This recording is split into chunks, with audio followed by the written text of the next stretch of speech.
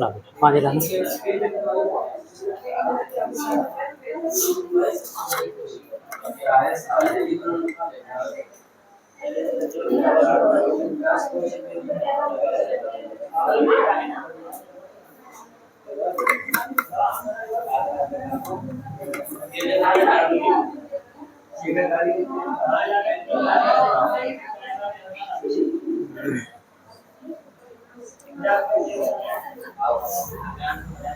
हाँ चलो ध्यान दो बेटा, ध्यान देना। हम लोग ऑप्टिकल इंस्ट्रूमेंट पढ़ रहे थे जिसमें से सिंपल माइक्रोस्कोप पढ़ लेते हैं सूक्ष्मदर्शी में, और अब आपको पढ़ना है कंपाउंड माइक्रोस्कोप, यानी कि यौगिक या फिर संयुक्त सूक्ष्मदर्शी इसको बोलते हैं। ये इंपॉर्टेंट है आपके एग्जाम के लिए, ऐसा लिख दिया गया है। अच्छा ये है क्या, तो आप बोलोगे यह प्रकाशिकी यंत्र अति सूक्ष्म वस्तु का बड़ा प्रतिबिंब बनाती है। आपने पढ़ा था जो सिंपल माइक्रोस्कोप होता था वो छोटे से वस्तु का बड़ा प्रतिबिंब बना देता था, लेकिन ये बहुत छोटे वस्तु का बहुत बड़ा प्रतिबिंब बनाती है।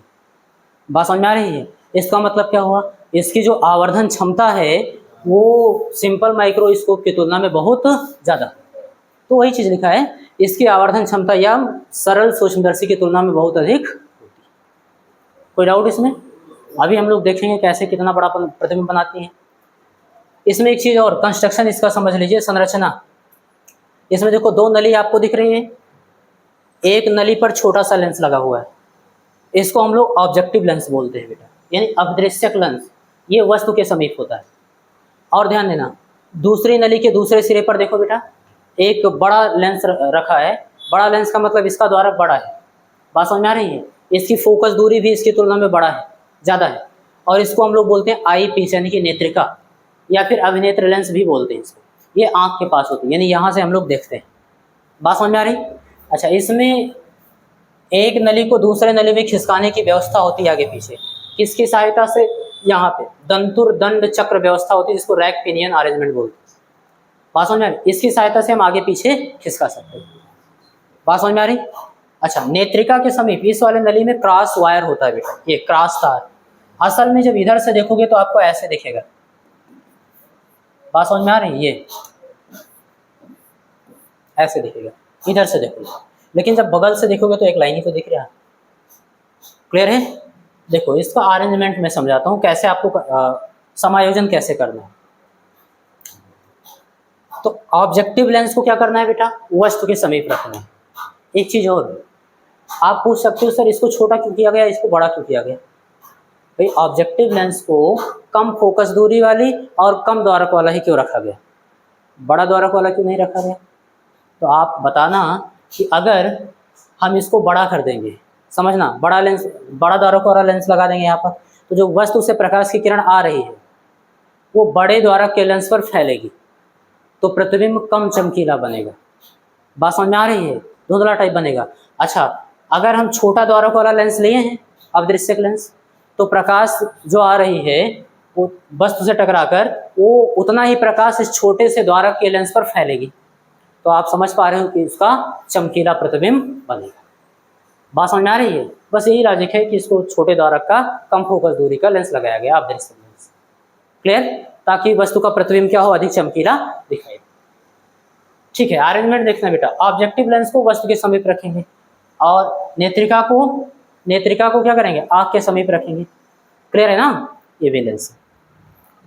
सबसे पहले हम लोग इस तरीके से फोकसित कर लेंगे कि नेत्रिका से देखने पर, यानी इस वाले लेंस पर देखने पर हमको क्रॉस वायर जो है एकदम स्पष्ट दिखाई दे। बात समझ में आ रही है? असल में क्रॉस वायर क्या होता है, नेत्रिका के फोकस पर होता है। फोकस पर कर लेंगे तो हमको स्पष्ट दिखाई देने रहेगा ये। बात समझ में आई? पहला काम ये होगा। बस उसके बाद क्या करेंगे, हम इसको आगे पीछे समायोजित करके इस तरीके से देखेंगे कि वस्तु क्या हो, हमको वस्तु का प्रतिबिंब स्पष्ट दिखाई देगा। कैसे करेंगे आगे पीछे, तो दंतुर दंड चक्र व्यवस्था, इंग्लिश में बोलना रैक पिनियन अरेंजमेंट, इसकी सहायता से। तो ये आपको समझ में आया बेटा, इसका संरचना क्लियर है एकदम? कोई डाउट तो नहीं है? ठीक है। वैसे संरचना आपके एग्जाम में पूछता भी नहीं, आपके एग्जाम में रे डायग्राम पूछता है। ठीक है, चलो अब हम लोग रे डायग्राम से समझते हैं कि कैसे प्रतिबिंब बनता है। क्लियर है? ठीक। ये है बेटा इसका रे डायग्राम। अब ये तो भयानक लग रहा होगा देखने में, अभी फर्स्ट बैच को पढ़ाए हैं, बनाए हैं, आप लोग को तो मिटा के दोबारा बना दें। हाँ, रफ टाइप समझा दे रहे नए पेज पे, फिर यही दिखा देंगे, सेम वैसे ही होगा। चलो ध्यान देना, आप लोग जब इसका रे डायग्राम बनाना तो कॉपी को ऐसे, जैसे मोबाइल को लैंडस्केप मोड पे कर लेते हो, ऐसे कॉपी को कर लेना है ना, और फिर बनाना, तब आपका बनेगा। और कोशिश ये करना ऑब्जेक्ट बहुत छोटा बनाना, क्योंकि जितना ही बड़ा ऑब्जेक्ट बनाओगे उतना ही बड़ा प्रतिबिंब बनता चला जाएगा इसका, तो आपका एक कॉपी में आएगा ही नहीं। क्लियर? चलो ध्यान देना, ध्यान दो बेटा। इसमें सबसे पहले क्या करना है आपको, दो लेंस ले लेना है, बातचीत मत करो। एक लेंस ये हो गया बेटा, और दूसरा लेंस ये हो गया।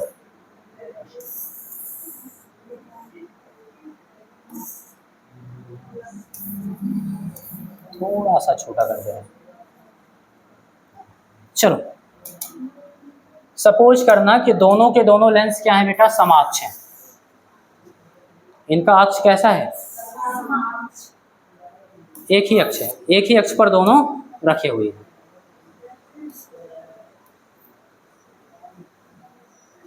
चलो ध्यान देना बेटा, यहां पर आप बीचों बीच में एक लाइन खींच लीजिए अपवर्तन कराने के लिए।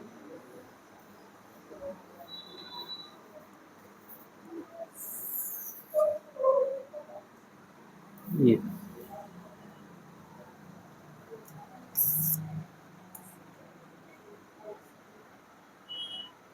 चलो ध्यान देना बेटा, ये आपका क्या है, ऑब्जेक्टिव लेंस। ऑब्जेक्टिव लेंस के फोकस को आप O मान लेना, और नेत्रिका के फोकस को E मान लेंगे, और जितनी भी दूरी दर्शानी होगी उसके साथ सफिक्स के रूप में अगर ऑब्जेक्टिव लेंस से रिलेट करके दर्शाते हो तो O लिख देना, पता रहेगा। जैसे इसकी फोकस दूरी लिखनी है तो FO लिख देना, उसकी फोकस दूरी लिखनी है FE लिख देना, तो आसान होगा, फिर आपको ढूंढना नहीं पड़ेगा किसका फोकस दूरी कौन है, तुरंत पता चल जाएगा आई पीस का है कि ऑब्जेक्टिव लेंस। ठीक है, तो ये हम बता देंगे क्या है, बताना ऑब्जेक्टिव लेंस।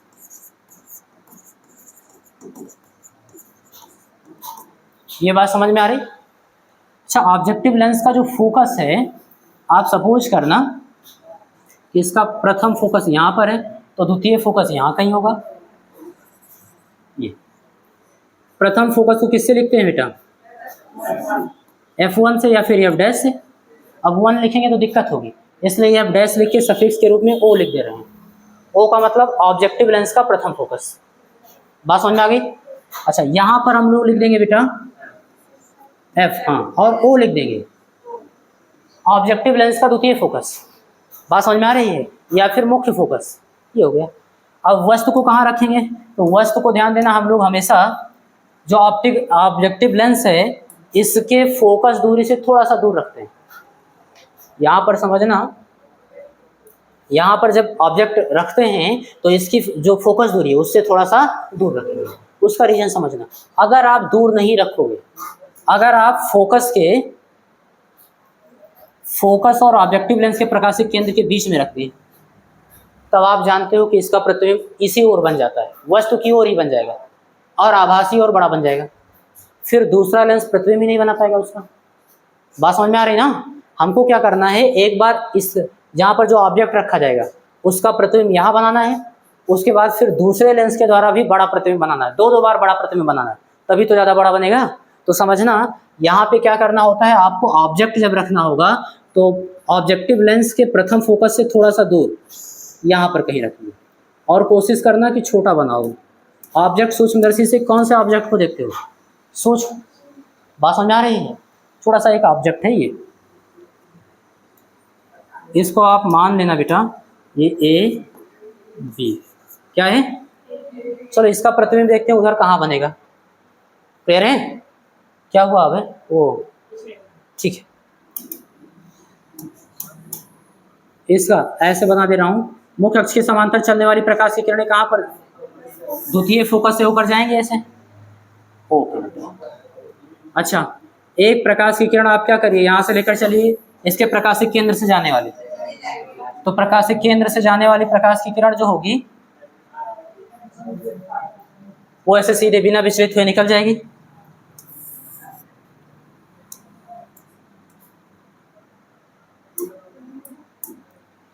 यहां तक बात समझ में है?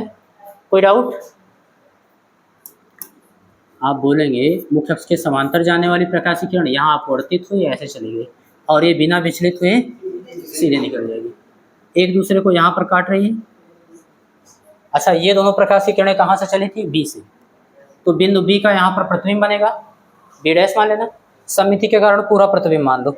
और प्रकाश की किरण वास्तव में बन रही है तो प्रतिबिंब कैसा होगा बेटा? वास्तविक उल्टा। हाँ, बड़ा तो बनेगा ही। अभी इतने से संतुष्ट थोड़े होना है, हम लोग को बहुत बड़ा बनाना है इसका प्रतिबिंब। अच्छा, ये बिंदु बी का प्रतिबिंब था तो इसको बी डैश मान लेना और इसको आप ए डैश मान लेना। अच्छा, ये जो वस्तु का प्रतिबिंब बन रहा है ये इस तरीके से बनाना है कि इसका जो नेत्रिका का वो है प्रकाशिक केंद्र और प्रथम फोकस उसके बीच में बने। अभी मैंने बताया है कि उत्तल लेंस के प्रकाशिक केंद्र और प्रथम फोकस के बीच में वस्तु रखते हो तो उसका प्रतिबिंब वस्तु की ओर बनता है और बड़ा बनता है और आभासी बनता है और सीधा बनता है। बात समझ आ रही है? तो इसीलिए इस प्रकार से समायोजित करके प्रतिबिंब बनाते हैं हम लोग। इस वस्तु का ऑब्जेक्टिव लेंस इस प्रकार से प्रतिबिंब बनाएगा कि जो प्रतिबिंब बना है नेत्रिका के क्या बोलते हैं प्रकाशिक केंद्र और इसके प्रथम फोकस के बीच में हो। तो इसका प्रथम फोकस यहाँ कहीं मान लेना बेटा।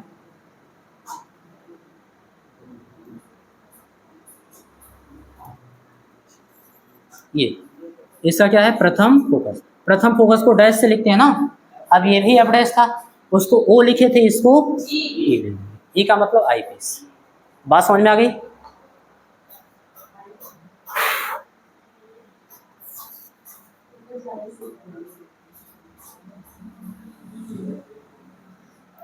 चलो समझना। थोड़ा सा छोटा कर दें।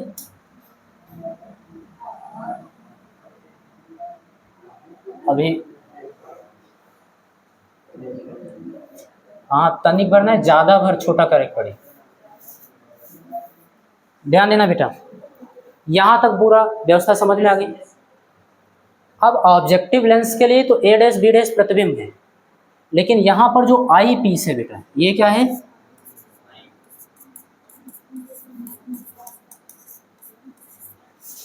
यानी कि नेत्रिका। नेत्रिका के प्रकाशिक केंद्र को ई से लिख देना, ठीक है। इसके लिए जो ए डैश और बी डैश है ये आभासी वस्तु का काम करेगा, भले उसके लिए प्रतिबिंब, लेकिन इसके लिए तो वस्तु है ना। अब ये इस वस्तु का फिर प्रतिबिंब बनाएगी। प्रतिबिंब बनाने के लिए अपना वही कोई दो नियम लगा दो, वही जो इसमें लगाया वही लगाओ। तो हम बोलेंगे मुख्य अक्ष के समांतर चलने वाली प्रकाश की किरण फोकस से होकर जाती है और प्रकाशिक केंद्र कहाँ से? अच्छा, प्रकाशिक केंद्र से जाने वाली प्रकाशिक किरण सीधे ऐसे इस ओर निकल जाती है। इतनी ही दूरी पर इधर क्या होगा? इसका फोकस होगा।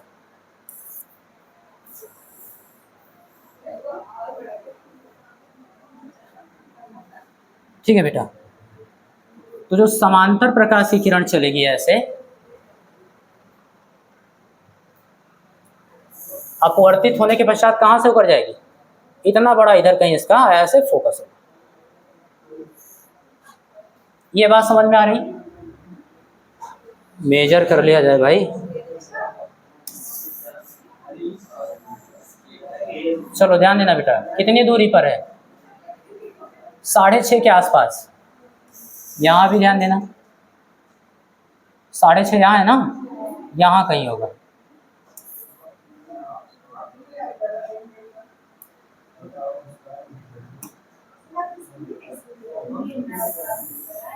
अरे ऐसे ही अगर दोनों ओर ध्यान देना, लेंस के कहाँ से बना दिया भाई? यहाँ से बना दिया।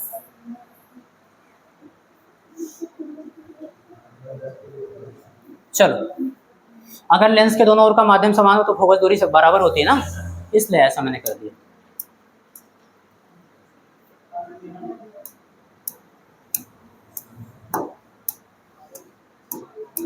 अब आप देख पा रहे हो बेटा, ये प्रकाश की किरण ऐसे जाएगी बिना विचलित हुए सीधे निकल जाएगी।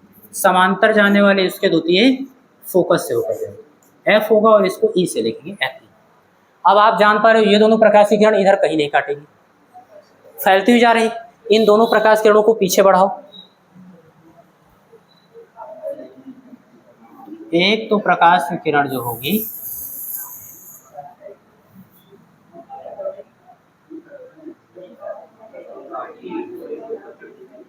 अब्बे काटी भाई, ये तो जल्दी कट गया, तो यहीं काट दे, गड़बड़ बन गया। थोड़ा सा समझना बेटा।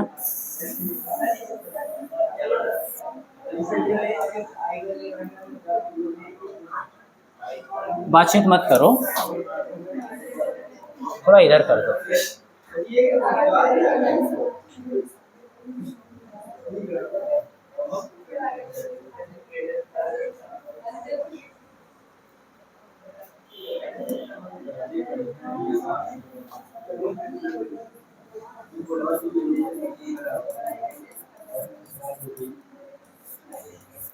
आईपीएस ध्यान देना बेटा।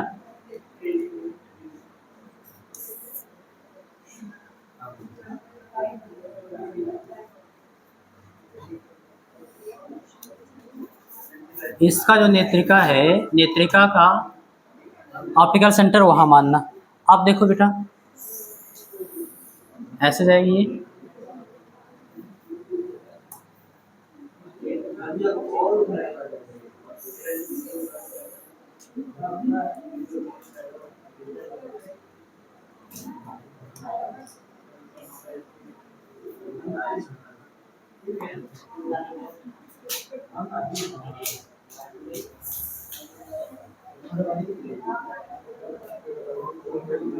चलो बातचीत मत करो, समझना बेटा।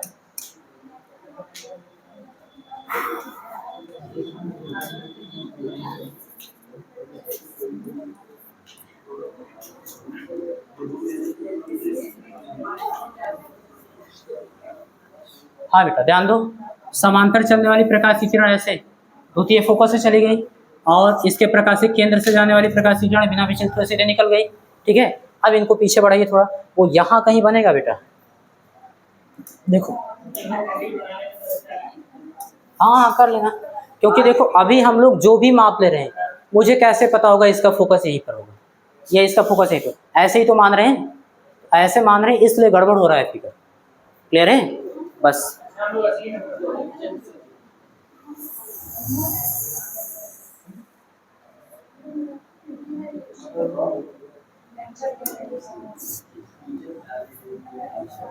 इसको पीछे बढ़ा दिए भैया,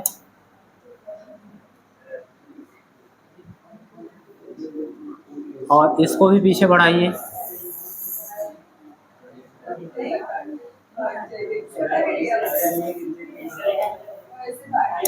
हाँ बेटा चलो अब ठीक बन रहा है।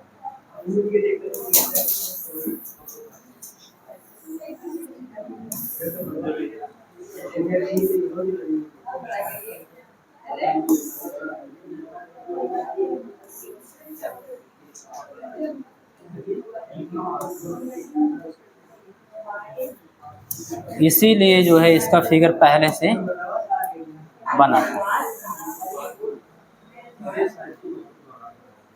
अरे बेटा प्रतिबिंब भी तो बहुत बड़ा बनता है,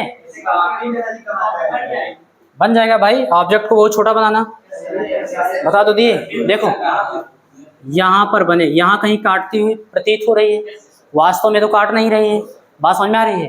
तो ये प्रकाश की किरण चली कहाँ से थी, आप बताओगे सर बी डैश से, यही से तो चला था। तो बी डैश बिंदु का प्रतिबिंब यहाँ पर बनेगा और वो भी बनता हुआ प्रतीत होगा, आभासी बनेगा। क्लियर है? तो यहाँ पर बी डैश होगा आपका। क्लियर? और सममिति के कारण हम मान लेंगे कि पूरा का पूरा इसका जो प्रतिबिंब बन रहा है कुछ ऐसे होगा।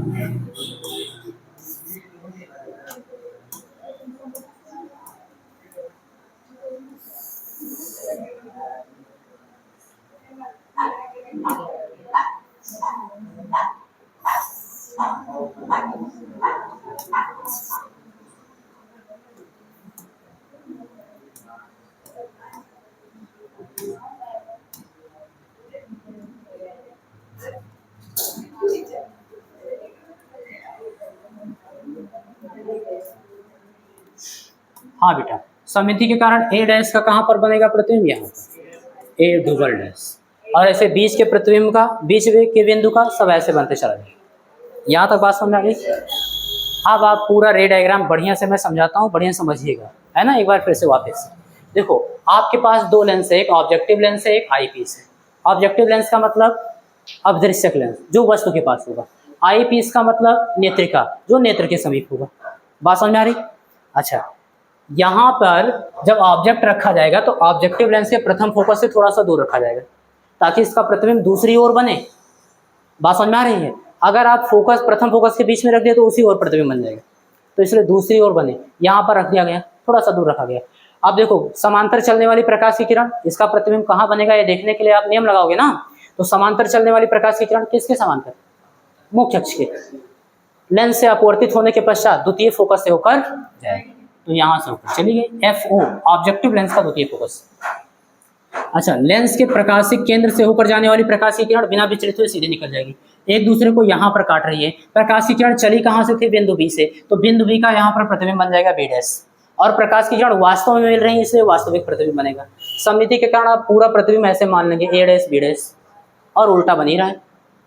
बात समझ में आ रही है ये चीज। अब ध्यान देना, जो आपका आई पीस रखा है बेटा, ये ऑब्जेक्टिव लेंस के लिए प्रतिबिंब है, लेकिन आई पीस के लिए वर्चुअल ऑब्जेक्ट का काम करेगा, आभासी वस्तु का काम करेगा। तो इसलिए ये जो लेंस है आई पीस, ये फिर से इसका प्रतिबिंब बनाएगा। नियम वही आपका पुराना, समांतर चलने वाली प्रकाश की किरण लेंस के द्वितीय फोकस से होकर जाएगी, और उसके प्रकाशिक केंद्र से जाने वाली सीधी निकल जाएगी। आप देख पा रहे हो जैसे जैसे इस पार जा रही, फैलती हुई चली जा रही, यानी इधर कहीं मिलेगी नहीं प्रकाश की किरण। इसलिए इन दोनों प्रकाश की किरणों को हम लोग पीछे बढ़ाएंगे। क्या करेंगे बेटा, पीछे बढ़ाएंगे। और जब आप पीछे बढ़ा रहे हो तो यहाँ पर मिलती हुई प्रतीत हो रही है। क्या तुम कॉन्सेप्ट समझो यार, कलर वलर पे चले जाते हो, इधर आओ। ठीक है, तो यहाँ पर मिलती हुई प्रतीत हो गई, वास्तव में तो प्रकाश की किरण उधर चली गई। तो इसलिए यहाँ पर बिंदु वी डैश का जो प्रतिबिंब बनेगा वी डैश, वो आभासी हो। ऐसे प्रत्येक बिंदु का हम लोगों ने मान लिया है कि आभासी प्रतिबिंब बनेगा, A double dash B double dash, ये पूरा। आपका वस्तु क्या था, ए बी। अंतिम प्रतिबिंब कहाँ बना, ए डबल डैश और बी डबल डैश। कैसा बना, उल्टा बन रहा है। अगर उसके हिसाब से देखा जाए, उसके हिसाब से देखो बेटा, वस्तु के हिसाब से उल्टा बन रहा है। इसका एक लॉजिक बता रहा हूँ, जब भी ऐसा होगा कोणीय आवर्धन निगेटिव आएगा। बात समझ में आ रही है। अभी देखना कोणीय आवर्धन क्या आएगा, ऋणात्मक आएगा, क्योंकि वस्तु का जो अंतिम प्रतिबिंब बना है वो उल्टा बना है। क्लियर। आकार देखो भैया, आकार समझ में आ रहा है ना, बहुत बड़ा बन रहा है। इसीलिए जब हम लोग माइक्रोस्कोप से कुछ देखते हैं तो हम लोग को बहुत छोटी वस्तु बहुत बड़ी दिखाई देती है, यही तरीका होता है। तो रे डायग्राम पूरा समझ में आया, कोई डाउट। अच्छा, अब प्रेक्षक देखेगा कहाँ से, कौन सी प्रकाश की किरण से देखेगा, वो आप समझिए। यहाँ पर ऐसा तो है नहीं इसी लेंस को वहाँ रखा गया, वहाँ एक लेंस पहले से रखा, यहाँ एक लेंस पहले से रखा।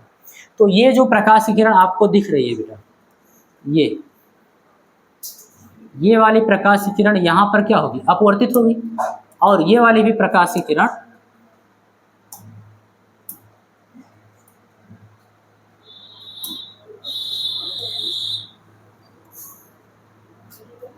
ये भी क्या होगी बेटा, अपवर्तित हो जाएगी। क्यों, और आप लेंस से उस पार जा रही ना, अपवर्तित होगी, तो किधर की ओर मुड़ेगी, पहले तो ये समझना है आपको। तो आप बोलेंगे सर ये उत्तल लेंस है, उत्तल लेंस का नेचर होता है कन्वर्जिंग, सभी प्रकाश की किरणों को मुख्य अक्ष की ओर मोड़ती है, तो मुख्य अक्ष की ओर मोड़ने का प्रयास करेगी, ऐसे सीधे नहीं जाएगी, इधर की ओर मोड़ेगी। कितना मोड़ेगी वो समझना। आप यहाँ से क्या करिए, एक डॉटेड लाइन दे लेना और बिंदु बी डैश को मिला देना, यहाँ पर भी रखना और मिला देना।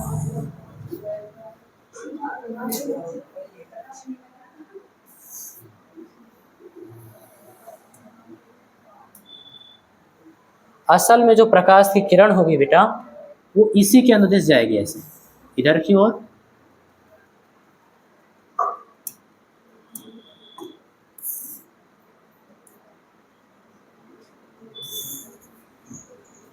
ये होगा।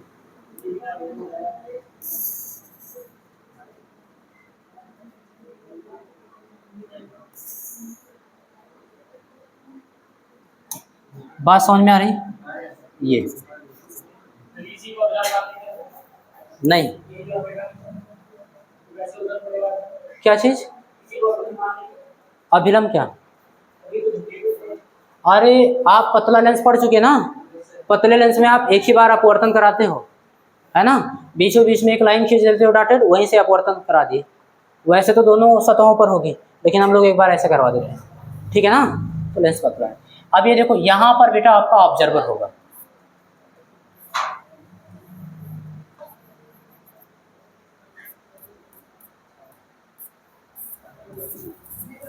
ये आपका क्या है बेटा? आई।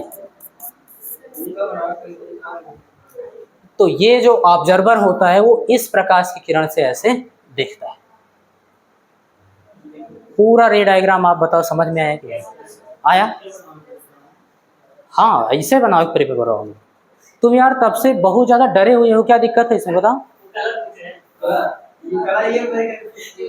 तुम्हें क्या दिक्कत हो रही है मुझे बताओ? हाँ तो तुम भी तो बहुत बड़े बन गए हो अब तुम भी बड़े हो गए हो तो बड़े बड़े डायग्राम बनाने पड़ेंगे। कोई डाउट है तो पूछो, डरो मत, ये प्रैक्टिस का है, केवल केवल और केवल प्रैक्टिस। एक बार आप घर पे बना लिए, दोबारा आपसे कोई भी कहेगा आराम से बना, ठीक है ना, और पूरा नियम से बद्ध है, ऐसा तो नहीं अपने मन से सब करना है। एक आध चीज थोड़ा अरेंज कर जल्दी बना पाओ, इसलिए एक आध चीज आपको पहले से समझनी होगी। यहाँ तक बात समझ में आ गया? ठीक है बेटा।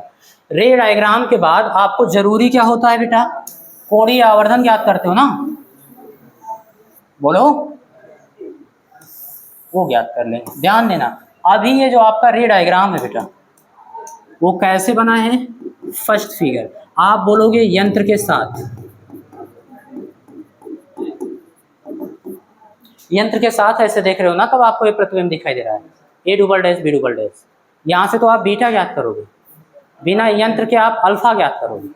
एक चीज और याद रखना, जो ई आपको दिख रहा है और ए डबल डैश दिख रहा है, ये ई का मतलब नेत्रिका का प्रकाशिक केंद्र, और जो अंतिम प्रतिबिंब बना है ए डबल डैश, यहाँ तक की दूरी है ना, प्रतिबिंब तक की दूरी, वो लगभग जो होती है बेटा प्राय आप मान के चलना डी के बराबर होती है। डी का मतलब स्पष्ट दृष्टि की न्यूनतम दूरी पर बनती है। बात समझ में आई?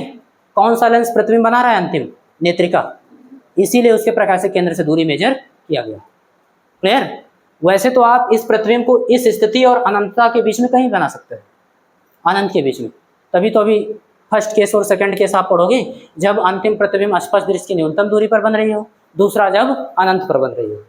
तो अनंत और स्पष्ट दृष्टि की न्यूनतम दूरी के बीच में आप कहीं भी प्रतिबिंब बना सकते हैं, लेकिन प्रायः हम लोग कहाँ बनाते हैं? डी पर, स्पष्ट दृष्टि की न्यूनतम दूरी।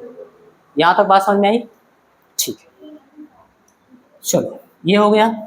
और एक डायग्राम में बनाता हूँ, ये क्या है आपका? A B. क्या है बेटा? A B. वस्तु आपको ए बी दिख रहा है, अब इसको आप बिना यंत्र के देख रहे हो, यहाँ पर आपका आई होगा,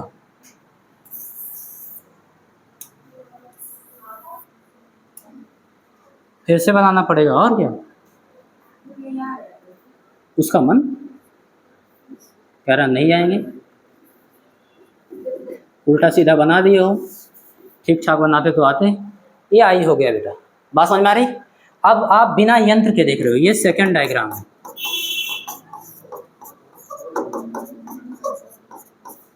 अच्छा, आप हमेशा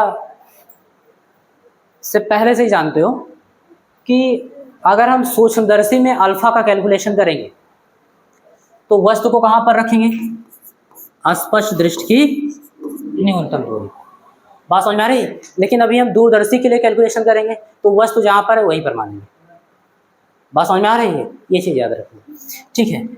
बिना यंत्र के जो ऑब्जेक्ट है आपके आई पर जो कोण बनाता है, दर्शन कोण, उसको हम लोग अल्फा से लेते हैं ऑब्जेक्ट द्वारा, और यंत्र जब लगा है तो जो अंतिम प्रतिबिंब नेत्र पर दर्शन कोण बनाता है उसको हम लोग बीटा बोलते हैं। बात समझ में आ रही है? अच्छा, नेत्र पर बनाने का मतलब क्या हुआ? नेत्रिका पर, क्योंकि लेंस के समीप में ही आपकी आंख रहती है, ऐसे ही तो रख के देखते हो उसमें, तो जो आपका आँख होता है लेंस के बहुत समीप होता है। क्लियर? तो जो नेत्रिका यानी कि नेत्र लेंस पर जितना कोण बनाता है वही कोण हम मान लेते हैं कि हमारे आई पर बन रहा है। तो आप देखना अंतिम प्रतिबिंब यही तो है, A double dash B double dash. ये कितना कोण बना रहा है नेत्र पर? इतना ही तो कोण बना रहा है। इसको हम लोग क्या बोल देंगे? बीटा। बताओ यहाँ तक बात समझ में आई? कोई दिक्कत? यही चीज़ तो इस डायग्राम में बना है। कोई नई चीज़ हो तो बताओ। बस केवल दूरी लिखी गई है, अभी दूरी समझा दे रहे हैं। देखो बेटा, पहले लेंस के लिए ऑब्जेक्टिव लेंस के पास जो ऑब्जेक्ट रखा है ए, तो ऑब्जेक्टिव लेंस के प्रकाशिक केंद्र ओ से ऑब्जेक्ट तक की दूरी को यू से लिखेंगे, लेकिन ओ लगा देंगे। ओ से पता चलेगा ऑब्जेक्टिव लेंस से दूरी। बात समझ में आ रही है बस तक की? अच्छा, ऑब्जेक्टिव लेंस के लिए ए डैश बी डैश क्या है? प्रतिबिंब। क्या है बेटा? तो लेंस से प्रतिबिंब तक की दूरी को बी से लिखेंगे और वी ओ लगा देंगे, ओ सफिक्स के रूप में लिख देंगे। इससे पता चलेगा ऑब्जेक्टिव लेंस से लेकर उसके प्रतिबिंब तक की दूरी। क्लियर? सफिक्स से ही पता चल जाएगा। यहाँ पे यू ही क्यों लिखा गया? ये जो पहले लेंस यानी ऑब्जेक्टिव लेंस के लिए ये प्रतिबिंब था ए डैश बी डैश, लेकिन नेत्रिका के लिए वस्तु था, तो लेंस से वस्तु तक की दूरी को यू से लिखा जाएगा। अब चूंकि आई पीस से दूरी ली गई है इसलिए ये लिख दिया गया। ठीक है ना? कोई डाउट? बस इतना ही एक्स्ट्रा लिखा है, बाकी कुछ बताओ एक्स्ट्रा इसमें, सब वही चीज लिखा हुआ है। क्लियर है? एकदम क्लियर हूँ। अंतिम प्रतिबिंब ये है और ये यहाँ पर कोण बीटा बना रहा है और ये बिना यंत्र के बनाया गया है डायग्राम। वही ऑब्जेक्ट है आपका ए बी, ये बिना यंत्र के आंख पर कोण कितना बना रहा है? अल्फा। दरअसल ये हो गया ऑब्जेक्ट द्वारा बनाया गया कोण और ये अंतिम प्रतिबिंब द्वारा बनाया गया। ठीक है, ये आई होगी। कोई डाउट हो तो अभी पूछ सकते हो, नहीं आगे चले? तो अब इसको हटा दिया जाए इस डायग्राम को। ओके, नहीं तो बार बार कंफ्यूजन होगा। ये वाला चलो हट गया।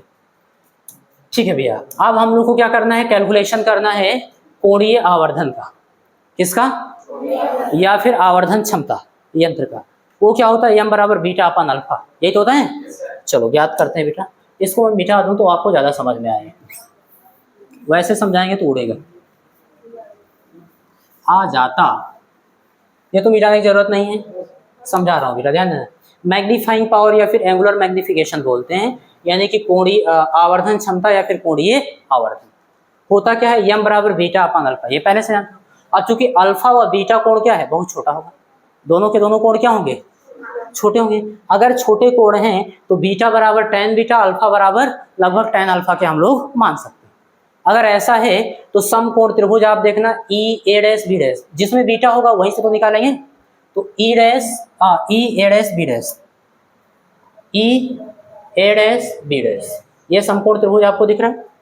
इसमें आप tan बीटा लगा दो तो tan बीटा बराबर होगा क्या? लंब बटे आधार। 90 डिग्री के सामने की भुजा कर्ण, ई बी डैश, ई और बी डैश जो है बेटा यहाँ तक की लंबाई वो कर्ण होगी। कर्ण से हमको tan थीटा में कोई मतलब नहीं, इसको हटाओ। जो न्यून कोण आपने बीटा लिया उसके सामने की भुजा लंब, तो ए डैश बी डैश क्या होगा बेटा? लंब। बात क्लियर है?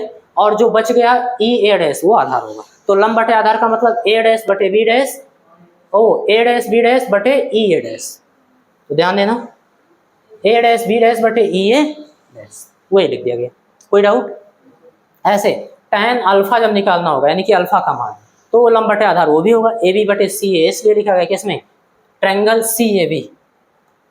देखो ट्रायंगल सी ए बी, ये वाला त्रिभुज ले ली। ये क्या है बेटा? बिना यंत्र के साथ देख रहे हो।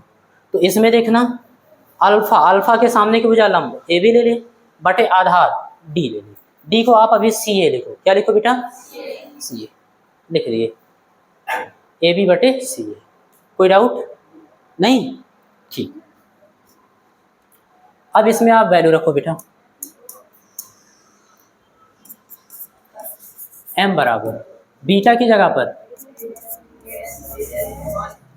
हाँ बिल्कुल सही, ए डैश बी डैश बटे E A dash whole divided by alpha, alpha की जगह पर ए बी बाई।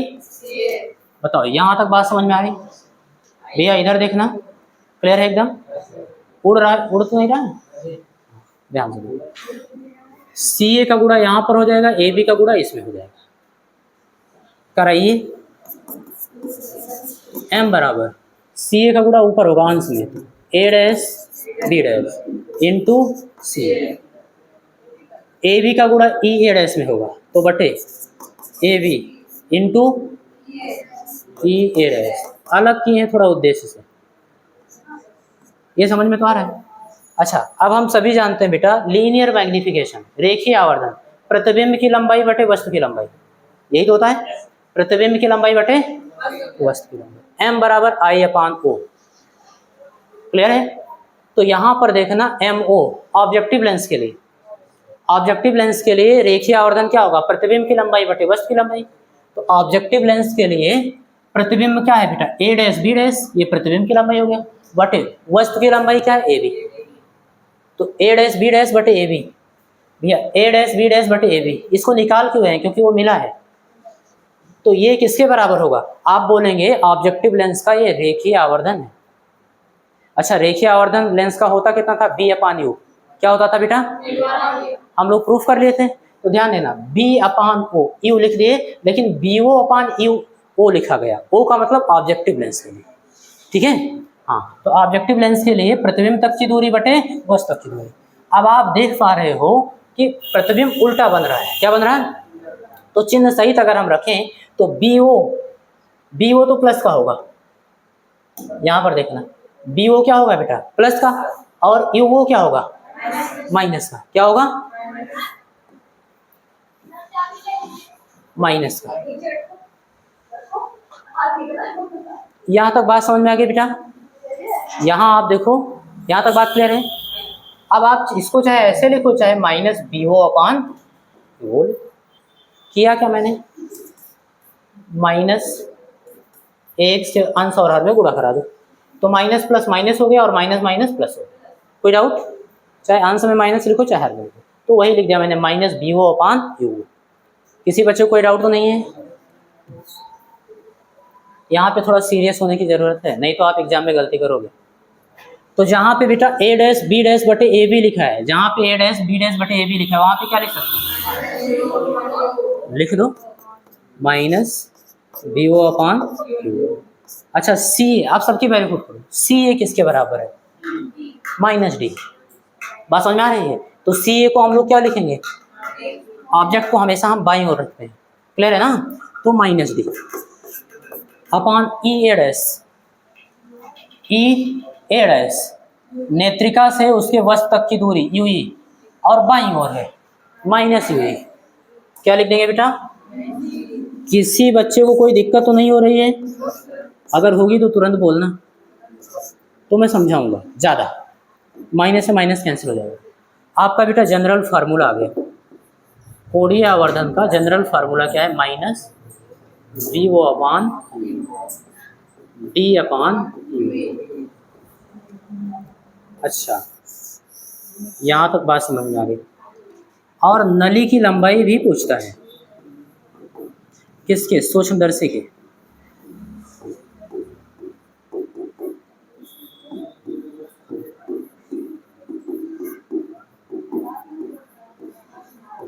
ऐसा क्यों बोल रहे हैं बेटा, नली की लंबाई ऐसा क्यों बोल रहे हैं, क्योंकि इसकी रचना देखना, आपने कहा है कि इस नली को आगे पीछे हम लोग खिसका सकते हैं, ऐसी व्यवस्था होती है, तो नली की लंबाई छोटी और बड़ी हो सकती है। बात समझ में आ रही है? तो किस स्थिति में कितना होगा वो आपसे पूछेगा, क्लियर।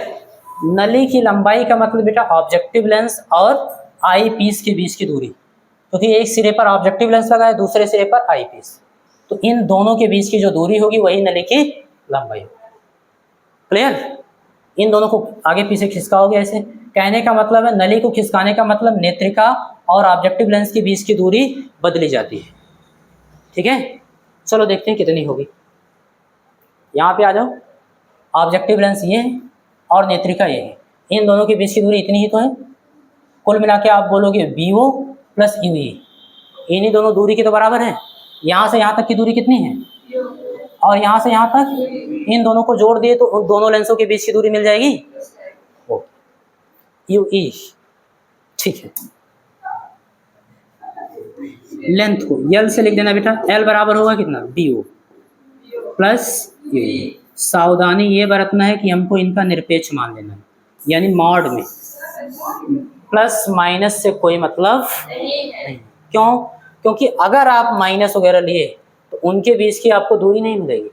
ये देखो, ये तो आप प्लस बोल दोगे, लेंस के दाईं ओर है, इसको बोलोगे माइनस, माइनस भी फिर घटा दोगे, इतनी दूरी में से इतनी दूरी घटाओगे, कितनी दूरी मिलेगी? फिर लेंस की वो नली की भी लंबाई मिलेगी आपको? नहीं, कुछ और मिल जाएगा। इसलिए याद रखना, यहाँ पर जो लंबाई है वो ऋणात्मक नहीं है। तो आपको BO और UE का निरपेक्ष मान रखना है बिना चिन्ह का। याद ये रखना है। वैसे इसके किसी भी फार्मूले में जो आप वैल्यू रखोगे, बात समझ में आ रही है? यहाँ पे किसी भी फार्मूले में वैल्यू रखोगे, केवल आंकिक मान रखोगे। अभी मैं प्रूफ कर रहा हूँ, उस फार्मूले में आपको क्या करना होगा? केवल आंकिक मान, निरपेक्ष मान, माइनस प्लस कुछ रखना ही नहीं, क्योंकि हम लोग पहले ही रखते चल रहे हैं। ठीक है, ओके। तो ये चीज़ समझ में आई? कॉन्सेप्ट याद रखना, क्योंकि आप फार्मूला भूल जाओगे। दोनों लेंसों के बीच की दूरी कहीं से भी निकाल लेना।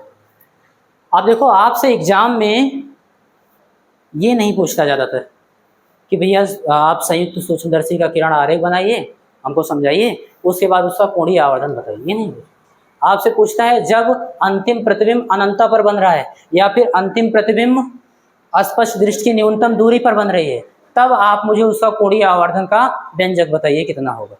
ये स्पेशल केस आपको देता है। तो 2 केस है, दोनों केस पढ़ लेते हैं। देखो, ये मैंने करवा दिया है। पहला केस क्या है बेटा?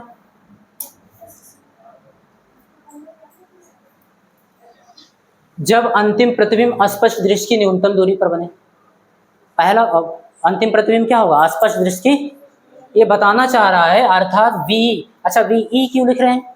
क्योंकि अंतिम प्रतिबिंब बनाता कौन है? आईपीस। इसलिए लेंस से प्रतिबिंब तक की दूरी को BE लिखेंगे। बात समझ में आ रही है? तो BE बराबर -D, बाईं ओर बनेगा ना, उसी ओर बन रहा है, तो -D। ये जो कथन लिखा है हिंदी में, उस लैंग्वेज में, उसी को आपने मैथ की भाषा में लिख दिया, BE बराबर -D। ये बता रहा है। अगर ऐसा है तब लेंस फार्मूला लगाओ बेटा, 1/b - 1/u बराबर 1/f, और उसका हम लोग वैल्यू पुट करेंगे। नहीं मिटाएंगे तो आप लोग ध्यान नहीं दोगे। चलो बेटा ध्यान देना, अब थोड़ा आप दिमाग चलाओगे। 1/b की जगह क्या लिखेंगे? असल में B का मतलब BE, बात समझ में आ रही है? -D। अब दिमाग चला आप लोगों का। और -1/u, 1/u का मतलब UE, और U हमेशा माइनस होगा, इसलिए माइनस माइनस प्लस, क्योंकि बाईं ओर वस्तु रखा है, बराबर 1/, फोकस दूरी आई पीस का FE, और क्या होगा बेटा? माइनस की प्लस? क्यों प्लस क्या होगा? हाँ सही बता रहे, उत्तल लेंस है। उत्तल लेंस का हम लोग फोकस दूरी मतलब द्वितीय फोकस यानी कि मुख्य फोकस, वो हमेशा धनात्मक होता है, तो इसलिए 1/FE। नेत्रिका का ही सब कुछ लेंगे, क्योंकि अंतिम प्रतिबिंब कौन बना रहा है? नेत्रिका। यहाँ से बेटा आप UE निकालिए। क्या निकालिए? UE निकालने से बढ़िया D/UE डायरेक्ट निकाल लो और उसकी वैल्यू पुट कर दो। चलो देखते हैं। हाँ, 1/UE रोकना इधर, वहाँ पे 1/FE था, ये माइनस का उधर जाएगा 1/D। यहाँ तक बात समझ में आ गई? UE निकालने से बेहतर है D/UE निकालिए, और D/UE के लिए D से दोनों पक्षों में भाग कर दो। तो जब D से दोनों पक्षों में गुणा करेंगे, क्या करेंगे बेटा? तो D का एक में गुणा कराएंगे D/UE, यहाँ पर D/FE प्लस D/D का मतलब 1, लो D/UE मिल गया। और इस दशा में कोणीय आवर्धन होगा क्या? यही तो आपसे पूछेगा एग्जाम में। जब अंतिम प्रतिबिंब स्पष्ट दृष्टि की न्यूनतम दूरी पर बन रहा है, तब आप कोणीय आवर्धन के लिए व्यंजक बताइए, या फिर आवर्धन क्षमता बताइए प्रकाशीय केंद्र का। तो इस दशा में आवर्धन क्षमता M बराबर, जनरल फार्मूला आपने बनाया है, -BO/ क्या? BO/UO, ऑब्जेक्टिव लेंस का लीनियर मैग्निफिकेशन। बात समझ में आ रही है? रेखीय आवर्धन तो O ही रहेगा। अच्छा और क्या था बेटा? तो और देखोगे D/UE था, तो डी अपान यू ई की वैल्यू आपने निकाला इस कंडीशन में, D upon F E plus 1 है, तो यहाँ पर आप पुट कर देना 1 plus D upon F E. ये बात समझ में आई कि नहीं? बोलो बेटा, क्लियर है? इस दशा में अगर मैं आपसे पूछूं नली की लंबाई क्या होगी?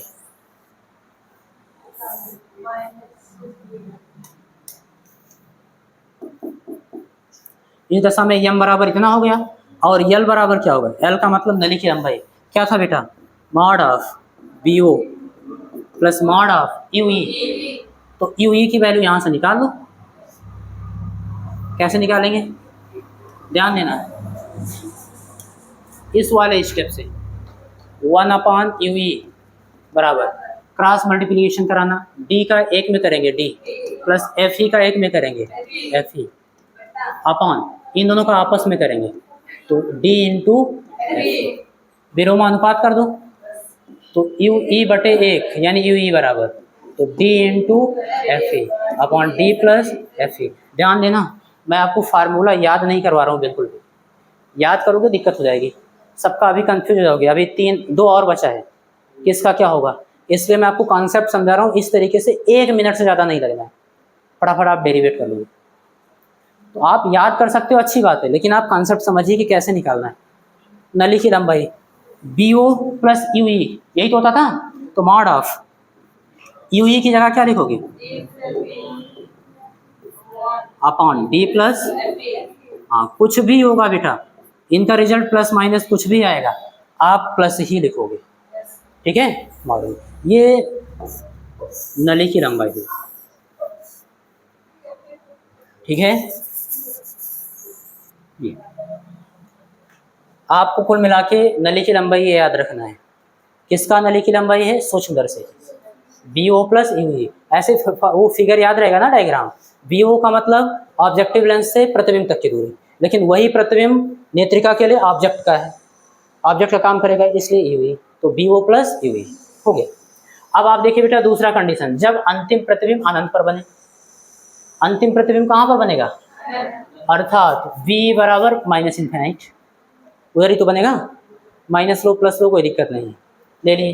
तब आप एक चीज मुझे बताओ, इसका प्रतिबिंब अनंत पर कब बनेगा?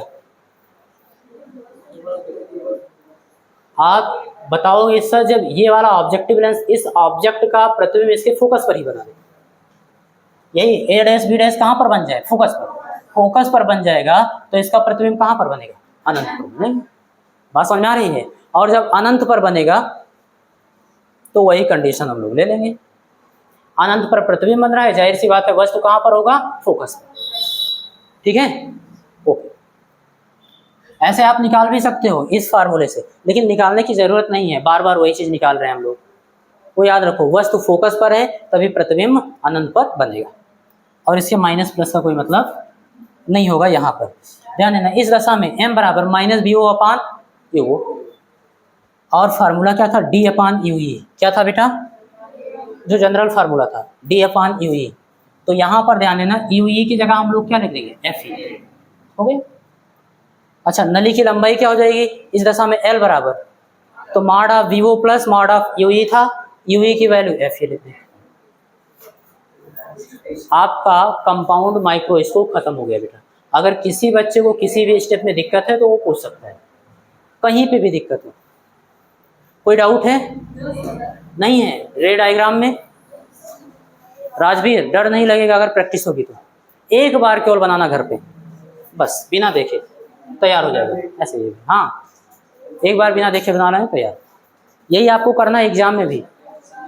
कल मान लो एग्जाम है तो आज जरूर रे डायग्राम तीनों का बनाकर जाना, तभी वहां बना पाओगे, ठीक है। कोई दिक्कत बेटा?